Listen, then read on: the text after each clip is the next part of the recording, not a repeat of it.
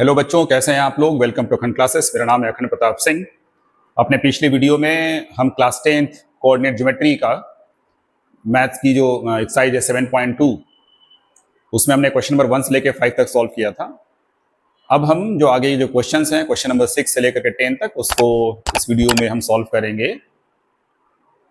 Formula क्या लगना है, जब तक पढ़ाया है मैंने तो सेक्शन फॉर्मूला लगना है, और दूसरा फॉर्मूला जो है वो है डिस्टेंस फॉर्मूला। तो इन दो फॉर्मूलों को ही यूज करके हमें यहाँ पे सारे क्वेश्चंस को सॉल्व करना है। तो क्वेश्चन नंबर 6 से शुरू करते हैं। क्वेश्चन नंबर 6 कहता है कि 1 2 4y x6 and 3 5 are the vertices of a parallelogram. तो क्वेश्चन नंबर 6 को जब सॉल्व करेंगे तो यहाँ पे क्वेश्चन में हमें क्या दे रखा है, एक पैरेललोग्राम। पैरेललोग्राम क्या हो गया हमारा, ए बी सी डी। तो इस क्वेश्चन में जो पैरेललोग्राम है उसकी चारों वर्टिसेस दे रखी हैं। तो सबसे पहले वर्टिसेस को लिख लेते हैं। वर्टिस ए है 1 2, वर्टिस बी है 4y, वर्टिस सी है x6, और जो वर्टिस डी है वो है 3 5। ठीक है, तो ये चारों इस पैरेललोग्राम की क्या है, वर्टिसेस हैं, टेकन इन द ऑर्डर। तो हमें फाइंड आउट करना है x को और y को। यहाँ पे जो x है x6, इसको फाइंड आउट करना है, और b में जो y हमें इसे फाइंड आउट करना है। तो गिवन है क्वेश्चन में, इट्स ऑलरेडी गिवन। क्या गिवन है कि A B C D is a parallelogram. ठीक है, अब अगर ए बी सी डी क्या है, एक पैरेललोग्राम है, तो इसके डायगोनल्स जो हैं, डायगोनल्स क्या हैं, ए सी और बी डी। ए सी और बी डी इसके डायगोनल्स हैं। तो ये दोनों डायगोनल्स यहां ओ पे क्या कर रहे हैं, इंटरसेक्ट कर रहे हैं। तो यहां लिख देते हैं diagonals, diagonals A C and B D intersect at O. अब यहां पे पैरेललोग्राम की प्रॉपर्टी है कि जो ओ है वो ए सी का भी मिड पॉइंट होगा। मतलब बेटा ये ए ओ और ये ओ सी, ये दोनों आपस में क्या होंगे, इक्वल होंगे। और वैसे ही ओ, ये बी डी का भी मिड पॉइंट है। मतलब O D is equal to O B. तो लिख देते हैं O is the midpoint of A C and O is the midpoint of B D. तो ए सी और बी डी दोनों का मिड पॉइंट क्या है, सेम। तो पहले मैं ए सी के मिड पॉइंट्स लिखूंगा। तो ए सी में ए का एक्स क्या है 1, तो मिड पॉइंट फॉर्मूला पहले आप लिख लेते हैं। मिड पॉइंट फॉर्मूला क्या है कि x1 प्लस x2 अपॉन 2 और y1 प्लस y2 अपॉन 2। ये क्या है, मिड पॉइंट फॉर्मूला है। तो इसी फॉर्मूले को हम यूज करेंगे। तो a का x क्या है 1, c का x तो यहाँ पे x है, तो इसको लिखेंगे 1 plus x by 2, comma a का y क्या है 2 और c का y क्या है 6, तो 2 प्लस 6 अपॉन में 2। ये मिड पॉइंट किसका है, ए सी का है। अब बी डी का जो मिड पॉइंट है, सिंस दोनों के मिड पॉइंट क्या है, सेम, तो बी डी का जो मिड पॉइंट है, तो बी का एक्स क्या है 4, डी का एक्स क्या है 3, तो ये हो गया 4 प्लस 3 बाई 2, और दोनों का जो y है, b का y तो y है और d का y क्या है 5, तो ये हो गया y प्लस 5 अपॉन 2। अब पैरेललोग्राम में ये जो मिड पॉइंट है दोनों डायगोनल्स का, वो क्या होता है, सेम होता है। तो इसीलिए जो ये वाला जो है x कोऑर्डिनेट, वो इस x कोऑर्डिनेट के बराबर होगा, और ये जो y वाला जो कोऑर्डिनेट है वो इस वाले y के बराबर होगा। तो दोनों को इक्वल कर देते हैं। 1 plus x upon 2 is equal to 4 plus 3 upon 2। दोनों में नीचे 2 क्या हो जाएगा, कैंसल आउट हो जाएगा। सो 1 प्लस एक्स is equal to 4 plus 3, so x is equal to 7 minus 1, so x is equal to 6। जैसे मैंने x को निकाला है, इसी तरह से हम y को भी कैलकुलेट करेंगे। दोनों के y को इक्वल कर देते हैं। तो 2 plus 6 upon 2 is equal to y plus 5 upon 2। दोनों में 2 क्या हो गया, cancel. So 8 is equal to y plus 5। तो यहां से y इज इक्वल टू आ गया 8 माइनस 5 इज इक्वल टू 3। तो इसका मतलब हो गया कि यहाँ पे जो पैरेललोग्राम है उसके डायगोनल्स का जो मिड पॉइंट है वो सेम है, और उस प्रॉपर्टी को यूज करते हुए हमने x की वैल्यू क्या निकाली 6 और y की वैल्यू क्या निकाली 3. Now coming to the next question, question number 7. Find the coordinates of the point A where AB is the diameter of a circle whose center is 2 minus 3 and B is 1/4. ठीक है, तो question number 7 को करेंगे. Question number 6 आपने note कर लिया होगा, जैस का स्क्रीनशॉट ले लीजिए. अब हम क्वेश्चन नंबर 7 को करेंगे. क्वेश्चन नंबर 7 को पढ़िए एक बार क्या लिखा हुआ है, ताकि जब मैं यहां पे आपको बताऊं तो आप उस चीज को समझ पाएं.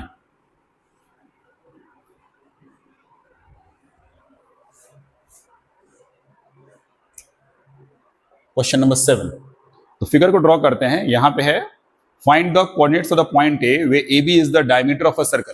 तो यहां पे पहले मैं क्या करता हूं कि एक सर्कल को ड्रॉ कर लेता हूं, और इस सर्कल का मैंने क्या ले लिया, ये diameter. This is the diameter A B where A B is the diameter of the circle whose centre is 2 minus 3. यहां पे इसका सेंटर ले लेते हैं ओ. क्वेश्चन में कह रहा है कि जो सेंटर है ये कितना है 2 minus 3 एंड B इज 1/4, और B के कोऑर्डिनेट्स क्या दिया 1/4. तो हमें कोऑर्डिनेट्स बताने हैं किसके, A के.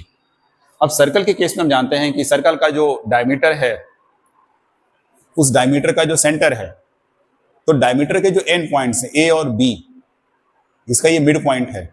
सो O is the mid point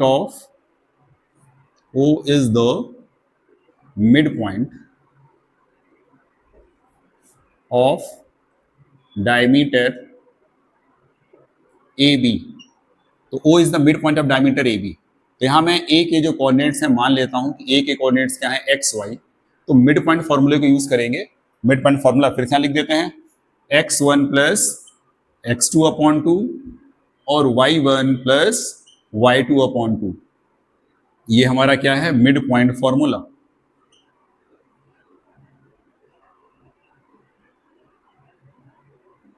ठीक है, तो यहां पे x और यहां पे क्या है y. So x plus 1 upon 2 is equal to, centre का क्या है ये 2. तो यहां पे x plus 1 is equal to 2 into 2, x is equal to 2 टू जा 4 minus 1, x is equal to 3. ऐसे हम y को भी निकालेंगे. तो यहाँ पे y और यहाँ पे क्या है 4. x का जो ऑर्डिनेट है वो है y, b का ऑर्डिनेट क्या है 4. तो यहाँ लिखेंगे y plus 4 upon 2 is equal to, centre का ऑर्डिनेट क्या है -3. सॉल्व करेंगे, 2 यहाँ क्या कर रहा है, डिवाइड कर रहा है. तो 2 यहाँ जाके क्या हो जाएगा, मल्टीप्लाई हो जाएगा. तो y plus 4 is equal to 2 into -3. So y is equal to, जब मल्टीप्लाई करेंगे तो ये क्या हो गया -6 प्लस 4 इधर जाएगा तो क्या हो जाएगा -4. सो y इज इक्वल टू -10. तो इस तरह से जो a है, जो a के कोऑर्डिनेट्स हैं, कोऑर्डिनेट्स ऑफ a के कोऑर्डिनेट्स क्या हो गए 3 और -10. ठीक है. Now coming to the next question, question number 8.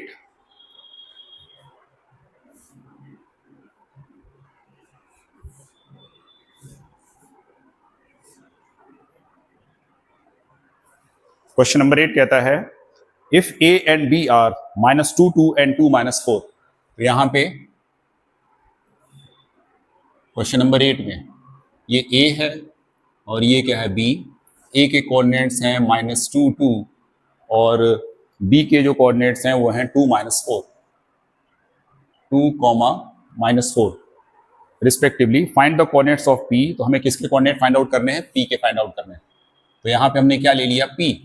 अब क्वेश्चन में गिवन है कि AP is equal to 3/7 AB.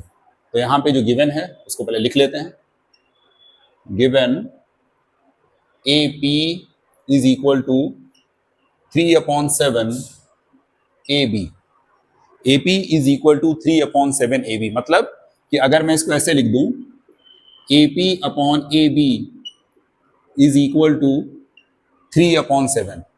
यहाँ ऊपर जो AP है, ये AP कितना है 3, और नीचे यहाँ पे क्या है AB. तो यहाँ पे ये जो पूरा AB है, ये AB कितना है 7. तो AP upon AB is equal to 3/7.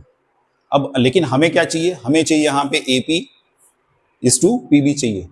तो ये AP यहाँ पे 3 है और यहाँ पे क्या चाहिए, PB चाहिए। तो ये पूरा कितना है 7, 7 में से 3 को माइनस कर देते हैं तो ये हमारा कितना आ गया 4। तो यानी कि यहां से हमें मिलता है AP upon PB is equal to, AP कितना है हमारा 3 और PB कितना है हमारा 4। तो अब यहाँ पे हम क्वेश्चन को सॉल्व करेंगे। हम P के कोऑर्डिनेट्स निकालते हैं। तो मान लेते हैं let the coordinates of PB XY। तो P के जो कोऑर्डिनेट्स हैं पहले उसको मान लेंगे, वो क्या है XY हैं। अब यहाँ पे हम यूज करेंगे section formula. So using the section formula, तो सेक्शन फॉर्मूले को यूज करेंगे। तो यहाँ पे P का जो कोऑर्डिनेट जो हमने कितना मान रखा है XY, तो यहाँ लिखते हैं X is equal to, left में क्या है 3, यहाँ B में क्या है 4, तो यहाँ पे 3 इंटू 2 प्लस यहाँ पे क्या है 4 और यहाँ पे क्या है -2, सो 4 इंटू -2 अपॉन में 3 प्लस 4 इज इक्वल टू 3 2 जा 6, यहाँ प्लस है ये माइनस है, -4 2 जा 8 अपॉन 3 प्लस 4 इज 7, ये हो गया -2 अपॉन 7। ऐसे ही हम y के लिए कोऑर्डिनेट्स निकालेंगे। y is equal to, formula क्या हमारा m1 y2 minus m2 plus m2 y1 upon में m1 प्लस m2।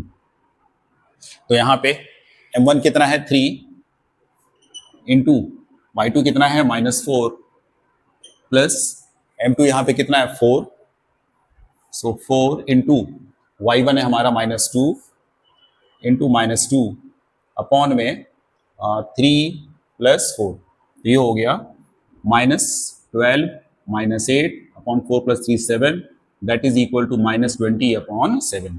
तो P के जो हमारे कोऑर्डिनेट्स हुए वो क्या हो गया -2 अपॉन 7 और -20 अपॉन 7। तो इस क्वेश्चन को भी सॉल्व करने में हमने सेक्शन फॉर्मूले का यूज किया है। बस आपको जो चीज ध्यान में रखनी है कि यहाँ पे जो रेशियो हमको दिया हुआ था वो AP इज टू AB का दिया हुआ था, ये AP और ये पूरा क्या है AB। मुझे क्या चाहिए, AP इज टू PB चाहिए। तो मैंने बस क्या किया है कि पूरे AB में से जो AP है उसको क्या कर दिया, माइनस कर दिया। ये 7 है, 7 में से 3 गया, कितना आ गया 4 आ गया।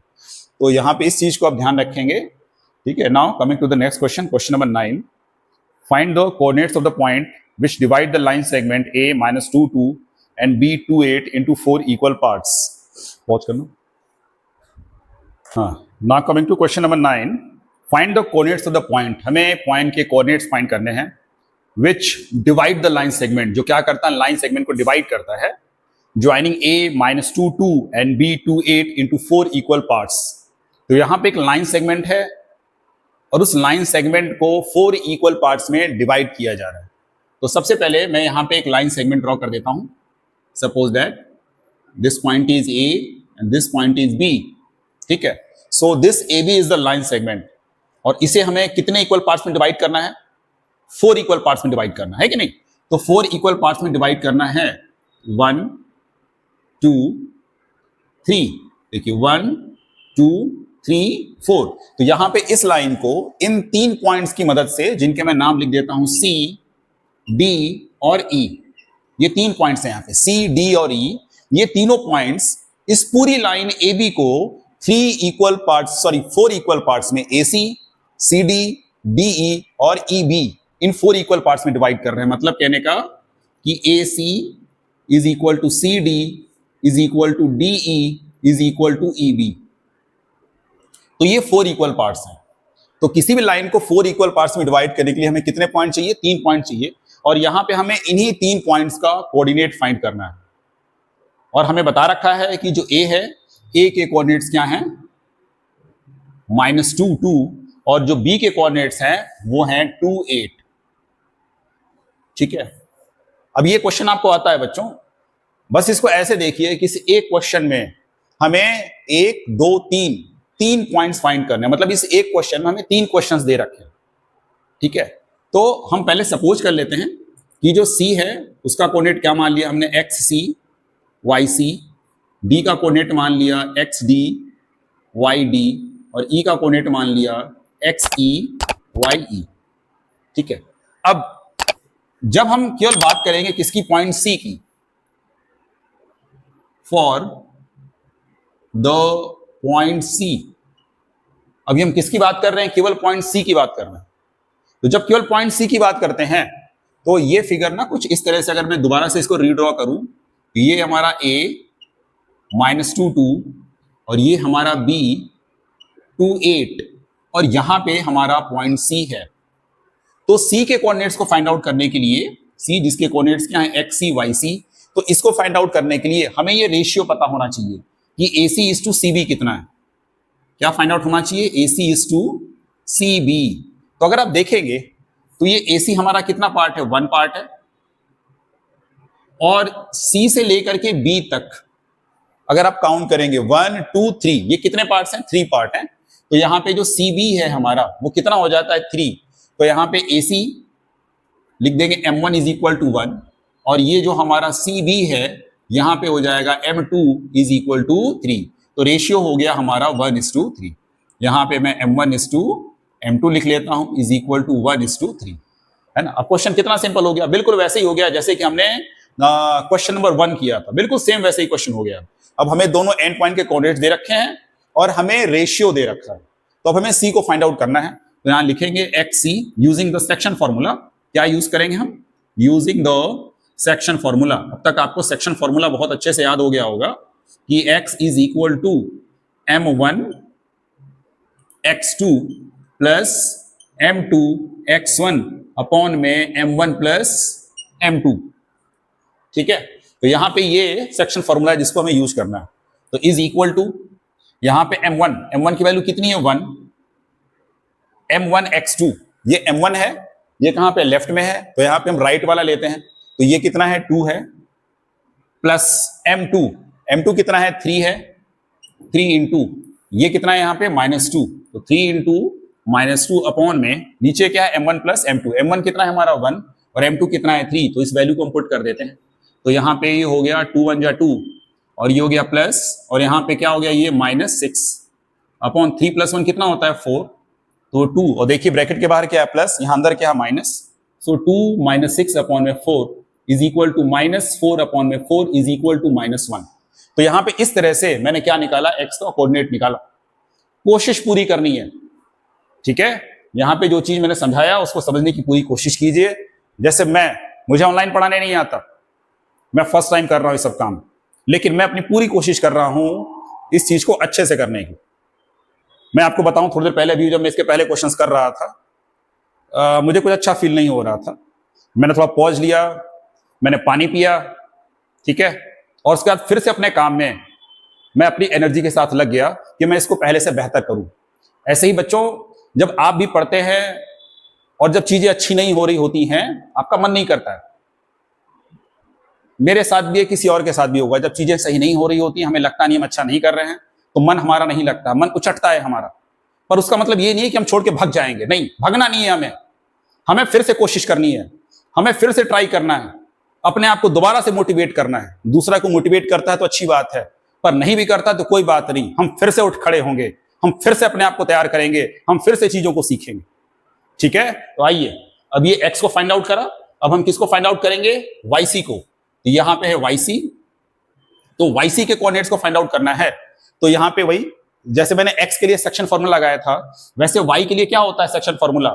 Y के लिए सेक्शन फॉर्मूला होता है M1 Y2 plus M2 Y1 upon में M1 प्लस M2।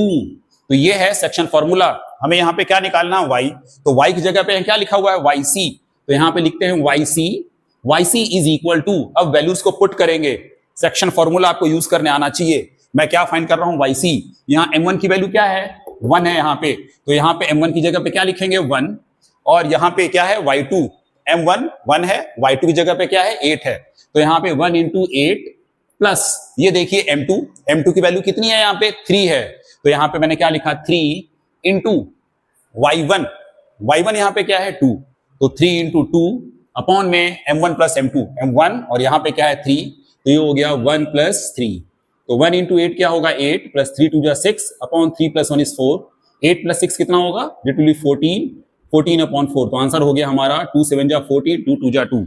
तो यहाँ पे x की वैल्यू कितनी आई -1 और y की वैल्यू हमारी कितनी आ गई 7/2 आ गई। तो ये जो अभी मैंने किया है ये मैंने किसके कोऑर्डिनेट्स निकाले हैं, c के कोऑर्डिनेट्स निकाले हैं।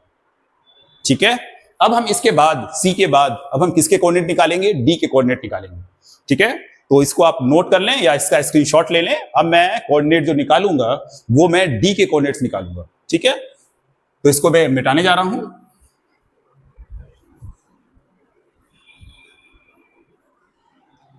ठीक है, अब जब हमें d के कोऑर्डिनेट्स निकालने हैं तो यहां पे अब c के बाद यहां पे क्या लिखा हुआ था d, हमने c का x और y निकाल लिया है तो इसे मिटा दिया मैंने। अब यहां पे d की जगह पे क्या लिखेंगे, xd और ये क्या है yd। ठीक है, अब यहां पे EV है। अब जब मुझे d के कोऑर्डिनेट निकालने हैं, किसके निकालने हैं, d के निकालने हैं, तो मुझे अब रेशियो चाहिए किसका, ये है AD और यहां पे क्या है DB। तो मुझे अब ये रेशियो चाहिए AD/DB का। तो यहां लिखते हैं AD/DB। तो अब देखिए जब AD को आप देखेंगे तो AD में 1 पार्ट ये और 1 पार्ट ये है, तो 1 + 1 कितना हो गया 2। यहां भी 1 पार्ट ये है और एक और पार्ट ये है, तो 1 + 1 ये भी क्या हो गया 2। तो ये हो गया AD/DB = 2:2। ठीक है, 2:2 है, बट इसको हम कट कर देंगे 2 से, तो ये हमारा कितना हो जाएगा 1:1। मतलब कि D जो है हमारा D is the mid point. D क्या है हमारा, मिड पॉइंट है। तो D के कोऑर्डिनेट्स को निकालने के लिए हम सिंपली क्या यूज करेंगे, मिड पॉइंट फॉर्मूला। तो अभी मिड पॉइंट फॉर्मूला आपको बताया था मैंने कि मिड पॉइंट फॉर्मूला क्या होता है, x = x1 + x2/2 और y = y1 + y2/2। ये क्या है हमारा मिड पॉइंट फॉर्मूला है और इसी मिड पॉइंट फॉर्मूले को हम यूज करेंगे किसको निकालने के लिए, d को निकालने के लिए। ठीक है, तो लेट्स डू इट। तो यहां पे x = ये xd, d के कोऑर्डिनेट्स क्या माने, xd माने थे। तो यहां पे x1 कितना है -2, तो ये क्या है -2 प्लस ये x2 कितना है 2 और अपॉन में 2 से इसको डिवाइड कर देंगे, तो ये -2 + 2 ये दोनों मिलके क्या हो जाएंगे 0। 0/2 = 0।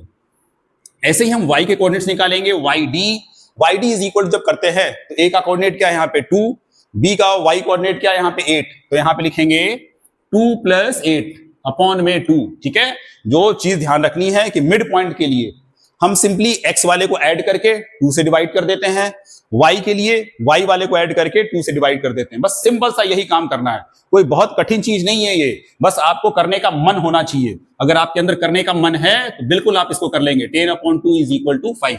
तो इस तरीके से हमने d के जो कोऑर्डिनेट्स थे वो निकाल लिए। d is the midpoint of the line AB।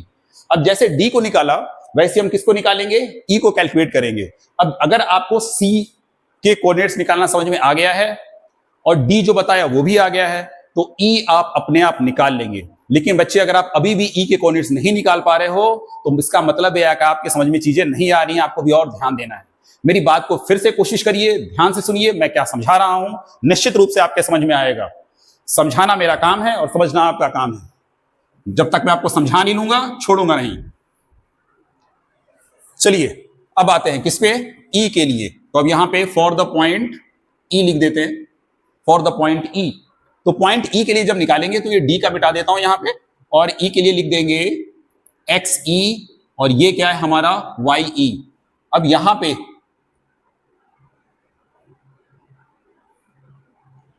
पे जो हमें रेशियो चाहिए E के लिए वो क्या चाहिए, AE/EB, AE/EB। तो यहां पे AE/EB। अब यहां पे AE में देखिए जो अभी तक पहले समझाता आया हूं, 1 पार्ट, ये भी एक 1 पार्ट है, ये भी एक 1 पार्ट है, तीनों पार्ट्स आपस में क्या है इक्वल, सो तीनों को ऐड कर देंगे, है कि नहीं, 1 2 3। तो ये जो AE हमारा ये कितने पार्ट्स हो गए, 3 पार्ट्स, और EB में केवल कितने पार्ट हैं, 1 पार्ट। तो रेशियो कितना हो गया 3:1। So let's write it as M1:M2 = 3:1। So यहां पे M1 हमारा कितना है 3 और M2 हमारा कितना है 1 है।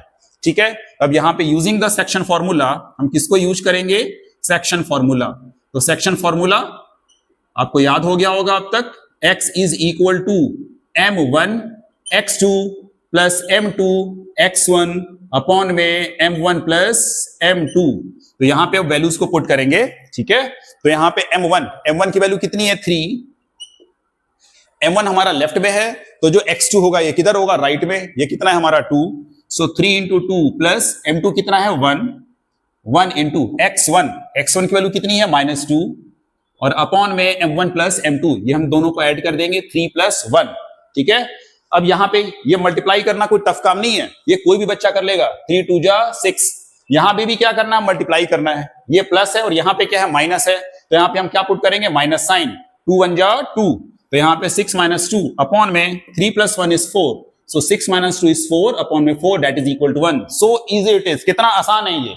अब आते हैं y पे, लेट्स कम टू y के लिए फिर से वही फॉर्मूला लिखेंगे, M1 y2, क्या लिखना है यहां पे M1 y2 plus M2 y1 upon में M1 प्लस M2।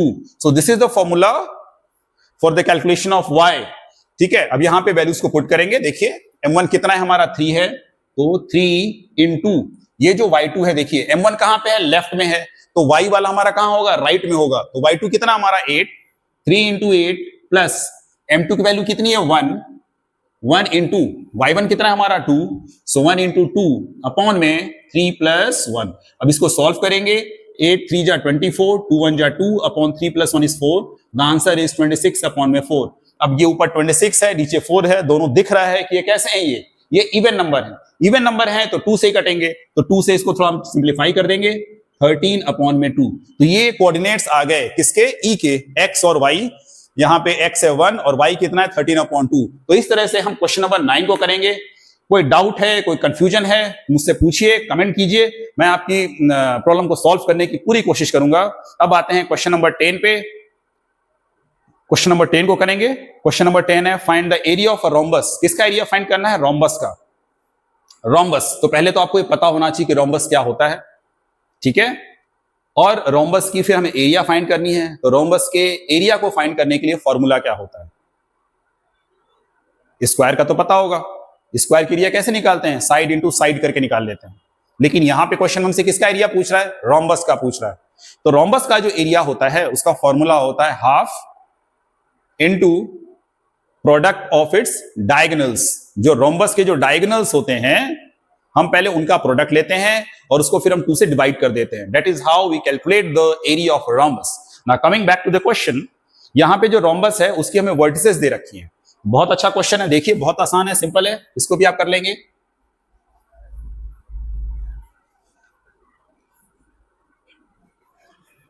आप इस साल बोर्ड के एग्जाम्स देने वाले हैं, आपकी जो ये मार्कशीट होगी ये पूरी जिंदगी आपके साथ होगी, ये आपकी अपनी आइडेंटिटी है, तो आपको सब कुछ करना चाहिए अपनी आइडेंटिटी को बेहतर करने के लिए, अच्छा करने के लिए। आइए क्वेश्चन नंबर 10 को करते हैं। Coming to the question number 10, यहां पे एक रोम्बस है, तो ये मैंने क्या ड्रॉ कर दिया, एक rhombus A B C D, ये इस रोम्बस की वर्टिसेस है।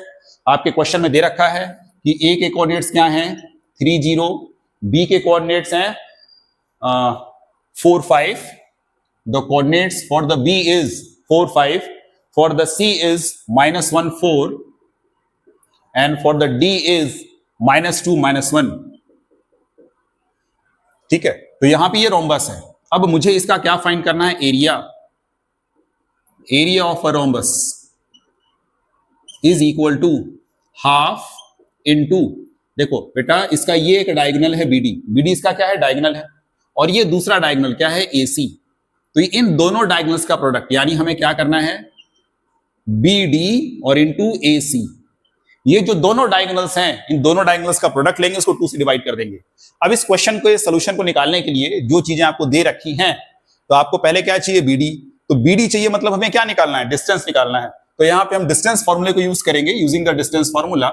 यहां पे पहले मैं BD को लिख लेता हूं, दिस इज B के कोऑर्डिनेट्स क्या हैं 4 5 एंड D के कोऑर्डिनेट्स क्या हैं -2 -1। तो यहां पे हमें क्या निकालना है BD।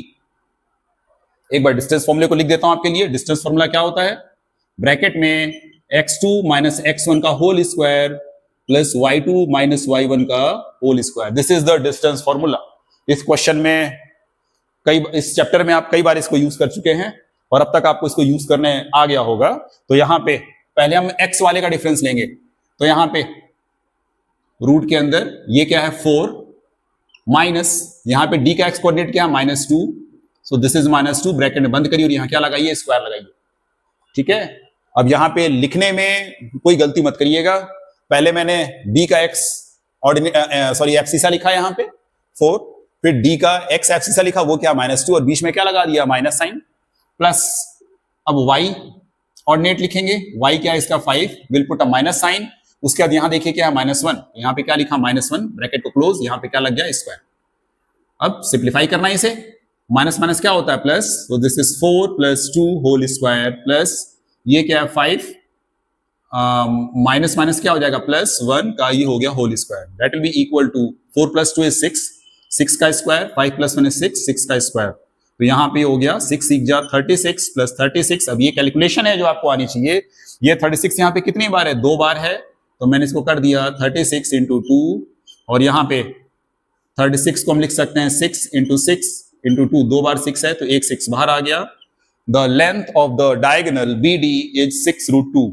Now coming to the diagonal AC, अब हम AC पे आते हैं, दिस इज AC, AC के लिए भी सेम करेंगे, सॉरी हाँ AC के लिए भी सेम करेंगे। अगर AC पे आते हैं, रुकिए मैं अलग से बना देता हूं, मैंने AC में लिख दिया, तो यहां पे ये क्या है मेरा AC, A के कोऑर्डिनेट क्या है 3 0 और C का कोऑर्डिनेट क्या है -1 4। तो यहां पे AC जब निकालना होगा तो AC को निकालने के लिए हम किसका डिफरेंस लेंगे, पहले x वाले का, तो यहां पे x क्या है 3 माइनस यहां पे x कितना है -1 का होल स्क्वायर प्लस यहां पे y क्या है 0 माइनस ये क्या है 4, 0 - 4 का होल स्क्वायर, ये हो गया रूट के अंदर 3 + 1 होल स्क्वायर प्लस यहां पे क्या -4 का स्क्वायर। तो इसको हम सॉल्व करेंगे, 3 + 1 4, तो ये हो गया 4 4 जा 16 प्लस -4 का स्क्वायर भी क्या होता है 16, इसको हम सॉल्व करेंगे जैसे मैंने बताया था, 16 2 बार है तो 16√2, that is equal to 4 × 4 × 2, that will be equal to 4√2। तो यहां पे मैंने अब ना दोनों डायगोनल्स की लेंथ निकाल ली। तो ये क्वेश्चन में सिंपली किसका यूज किया, केवल डिस्टेंस फॉर्मूले का यूज किया है, BD और AC। BD कितना है हमारा 6√2, AC कितना है हमारा 4√2। अब यहां पे एरिया निकालना है, अब यहां पे मैं इसको मिटा देता हूं, तो एरिया का जो फॉर्मूला है, area of rhombus is equal to half into diagonal 1 D1 into diagonal 2 D2। तो हम डायगोनल 1 यहां पे किसको लेते हैं BD को लेते हैं और डायगोनल 2 किसको लेते हैं AC को, वैल्यूज को पुट करेंगे, हाफ इंटू BD हमारा कितना आया था 6√2, तो मैंने यहां पर रख दिया 6√2, AC कितना आया था 4√2, तो यहां पर रख दिया 4√2। अब 2 से कट हो जाएगा, 2 3 जा 6, सो 3√2 इंटू 4√2। अब इसको सॉल्व करना है, बहुत से बच्चों को सॉल्व करने आता होगा, फिर भी मैं बता देता हूं, यहाँ पे पहले जो नंबर्स हैं 3 × 4 इसको लिख लिया, फिर इंटू √2 × √2, ये कितनी बार है 2 बार है, तो 3 4 जा 12, √2 × √2 2 बार है तो ये क्या हो जाएगा 2, सो 12 2 जा 24। तो यहाँ पे जो इसकी जो एरिया हो गई वो कितनी होगी 24 square units is the area of the rhombus given in the question. तो इस तरह से हम यहाँ पे रोम्बस की एरिया को निकालेंगे। ठीक है, तो अब मैंने इस चैप्टर के सारे क्वेश्चंस बता दिए हैं। हाँ, कुछ एग्जांपल्स बचे हुए हैं सेक्शन फॉर्मूले के, वो एग्जांपल्स आपको मैं अपनी अगली वीडियो में बताऊंगा, एग्जांपल नंबर 6 से लेकर के एग्जांपल नंबर 10।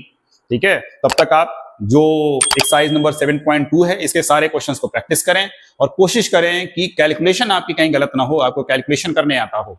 अगर आपने बच्चे कैलकुलेशन को सही कर लिया तो यकीन मानिए मैथ के पेपर में आपके नंबर नहीं कटेंगे, मुझे आप पे पूरा विश्वास है, फॉर्मूले तो आपको याद हो ही जाते हैं, बट आप जो गलतियां करते हैं वो कैलकुलेशंस में करते हैं पहली चीज, और दूसरी चीज जो आप सोल्यूशन लिख रहे हैं उस सोल्यूशन के प्रेजेंटेशन में करते हैं, है कि नहीं। अगर आपको खाने के लिए कोई सामान दिया जाए और उसको अगर प्लेट में अच्छे से रख के नहीं दिया गया है, या ऐसे समझें कि आपको 2 लोग कोई सामान देते हैं खाने के लिए, एक बंदे ने बहुत अच्छे से उसको डेकोरेट करके जैसे चीजों को रखना चाहिए उस अच्छे से प्लेट में सजा करके आपको दिया, और दूसरे बंदे ने बस कैसे भी प्लेट में रख के दे दिया, आप किसको लेना प्रेफर करेंगे?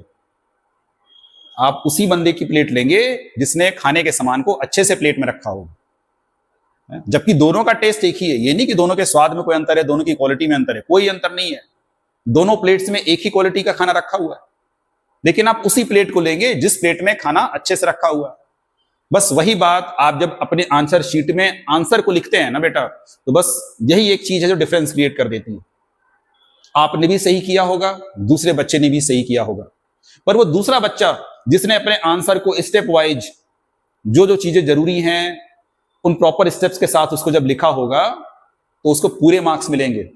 लेकिन अगर आपने बीच के स्टेप्स को स्किप कर दिया, कैलकुलेशन के स्टेप्स को स्किप कर दिया, आपने बस कुछ 2-3 लाइनों में जल्दी जल्दी से बस करके आपने आंसर निकाल दिया, ठीक है आपने आंसर बिल्कुल सही निकाला होगा, लेकिन उसके बाद भी एग्जाम में जब आपकी कॉपी चेक होगी तो आपको उसमें फुल मार्क्स नहीं मिलेंगे। तो जब भी ये मैथ में या कहीं भी किसी भी क्वेश्चन को सॉल्व करते हैं तो उसके 2 पार्ट्स होते हैं। पहला पार्ट उस क्वेश्चन को कैसे करना है, उसके सही सोल्यूशन को कैसे निकालना है, उस तरीके को जानना।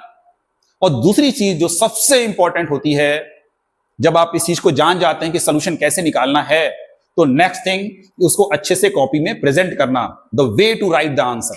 एग्जामिनर आपको नहीं देख रहा है, एग्जामिनर आपके सोल्यूशन को देख रहा है, आपकी कॉपी को देख रहा है। ठीक है, तो दोनों चीजें करनी है। पहले क्वेश्चन को समझिए कि कैसे करना है और उसके बाद कॉपी में उसको कैसे प्रेजेंट करना है। ठीक है, thank you so much for watching my video. Keep learning, keep practising with Akhand classes. Thank you.